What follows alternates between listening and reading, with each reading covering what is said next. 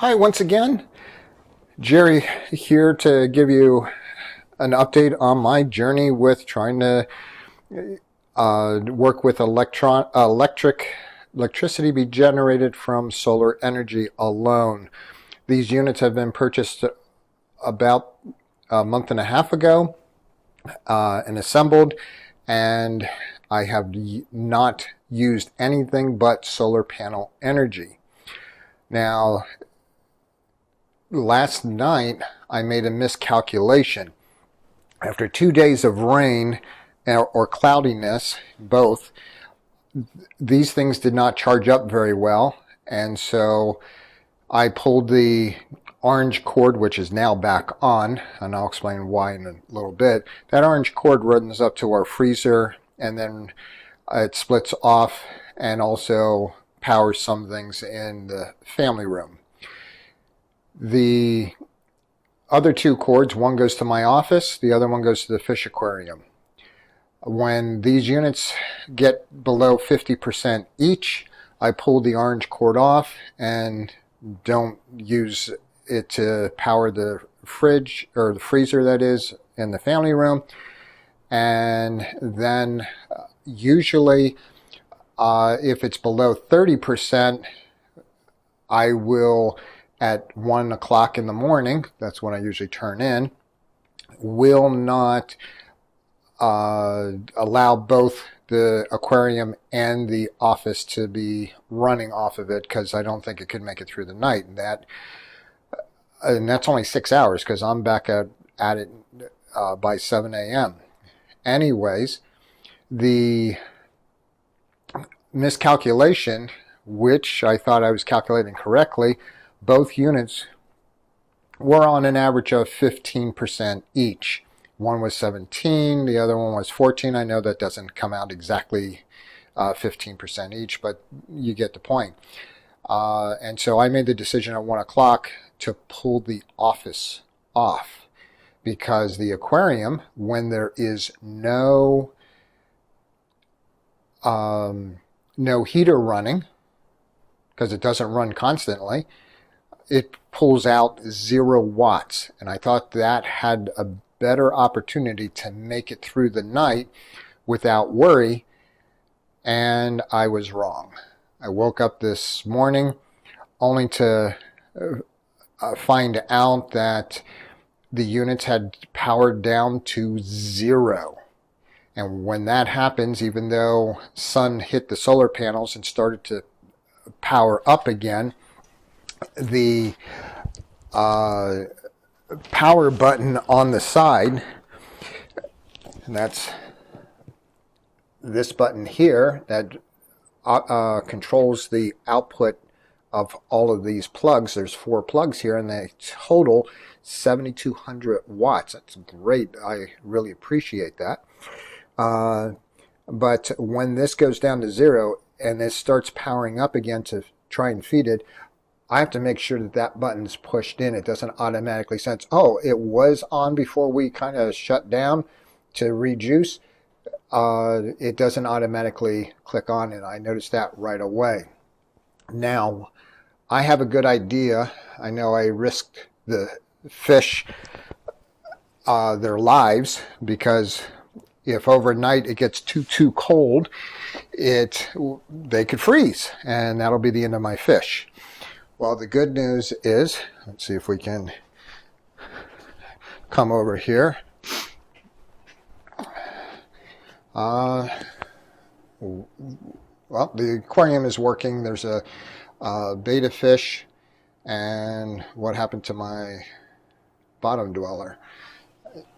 He was fine earlier today. Up there he is, way back in the corner. Okay, so we only really have 2 fish. 20-gallon tank for 2 fish. It was more plentiful, but the other fish didn't make it, and that was before I got the Jackery unit. But they're alive, and it wasn't as bad as it could have been, even though it was a risk. What happened was that when I noticed that the unit basically powered down to 0% each, I yanked the aquarium and put it in that outlet right next to it and saw that the heater came on right away, which is fine. And it turned off after just 10 minutes. Therefore, it did get through the night, and it must have quit somewhere a little before 7 o'clock. But starting at 7 o'clock, the units started recharging. And this little unit all day now, it's at 86%, and this one's at 93%.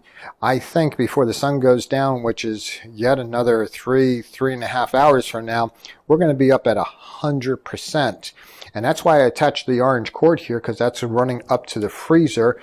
And this charged from 0, both units, while the office and the aquarium was on all the day. It would have charged a lot faster if it weren't for something else. And that's something else. Let's go outside and see if we still see it. And it's hard to actually see. They're not as big and fluffy as it was all day. Rain, overcast, all of that. I like using Johnny Chotruck's reference. Just a plug for you, Guy. Basically, that's our nemesis. But there's another nemesis, and I assume he would agree, of course, and that is big, fluffy, white clouds. It's a beautiful day in Pennsylvania. No rain today whatsoever. Big, beautiful, fluffy, pillow-like clouds.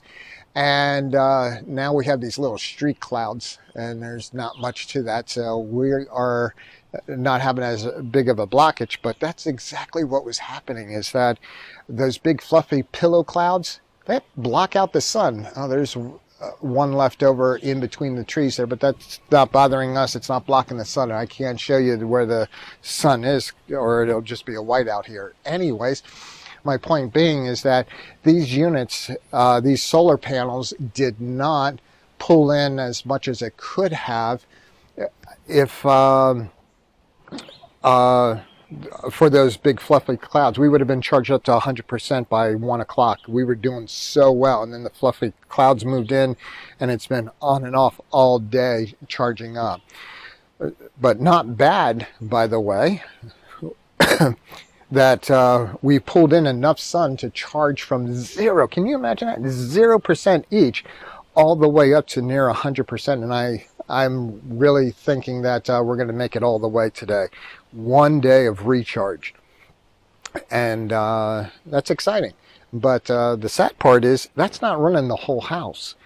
And we'll deal with that thought process maybe on Sunday. But as today is now Friday, one other thing, got an update on the employment situation. As I mentioned, the evening contract ran out of hours, and they're looking to get more hours for that. So I don't have that part-time job anymore. It ended this week, or put on pause. I wasn't fired. They just got to scrounge up some more hours. And as far as the daytime, we were just informed today that we lost the contract. So now the negotiation happens to be on the employment situation. What will the new contract be like? And indications early happens to be that they would like the whole staff to come on over, but the bid for the contract, they outbidded us by cutting their rate by 30%. Does that mean I'm going to get a 30% salary cut? Or am I already priced too far out of their range? And so all these things are still up in the air, but one question has been answered. We don't have the contract. So July 15th is technically my last day, unless I do get renewed. And that's what's holding up this project now at this point, because I have the one panel that I'm going to install if the weather cooperates on Sunday. That's that replacement panel. And we're waiting to see what steady income I can have for the next 5 years and balance it out as far as trying to get more of those battery backups. Because as I said, to run the house, you need on the sunny days to grab as much electricity and store it.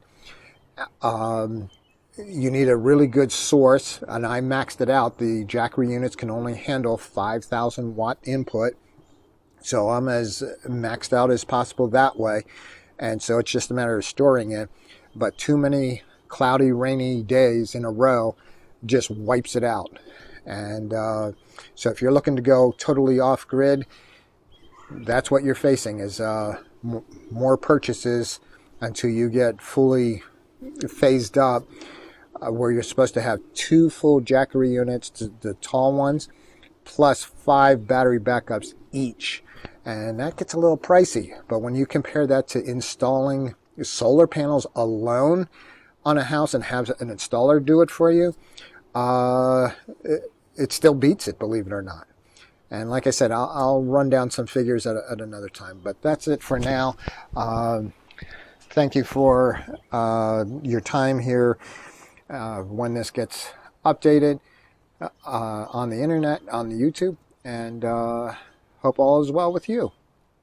Bye for now.